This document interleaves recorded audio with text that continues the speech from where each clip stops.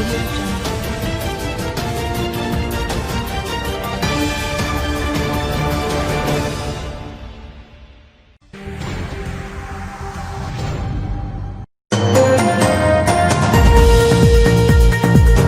السلام علیکم، میں ہوں شفیق غوری اور آپ دیکھ رہے ہیں راجن پور نیوز۔